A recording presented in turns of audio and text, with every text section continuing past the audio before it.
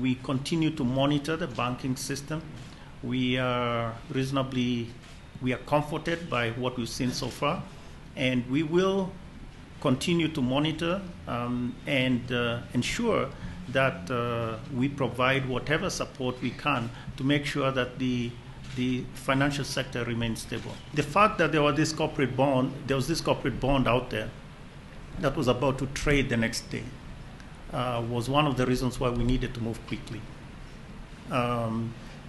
And we communicated what we had seen to the Capital Markets Authority, and they in turn advised the NSE not to list this bond and so forth. So in that sense, it is to protect the investors. Now, what is important is for us to move as quickly as possible so that we can get to a resolution strategy. And I mentioned the sort of options that are there and what the preference would be for us, if at all possible,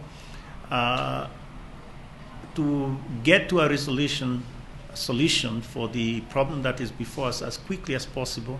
And at that point, of course, that will also be part of that will need to be considered and passed on to the CMA and dealt with appropriately. I'm confident that we will come up with solutions that will somehow be equitable for not just depositors. At this point, of course, the depositors are the ones that are hurting the most, for sure. But I think the point is it's not just the depositors, it's also the investors, the shareholders as well. And I think the institution itself, Imperial Bank, and indeed the rest of the financial system. So in that sense, we are looking at it carefully so that we can have accurate snapshot of where things are, and at the same time have sort of something that is actionable that we can take forward. This is not systemic. You cannot apply the same sort of filter this bank to other aspects or other parts of the financial sector.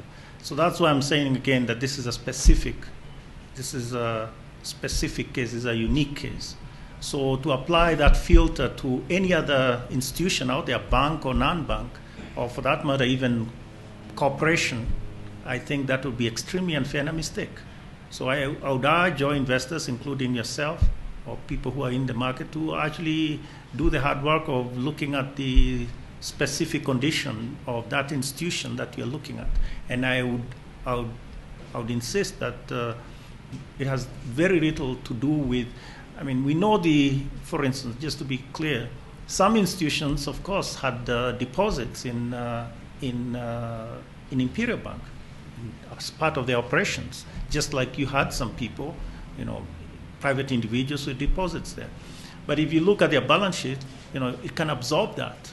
It doesn't need that money right away, if you see what I'm saying. So in that sense, we are much more comfortable than, say, your question suggests. But again, this goes back to a question that was raised earlier. We need to push those that make pronouncements based on, no data or just fears and things like that, because that, I think, is much more damaging when it goes out there.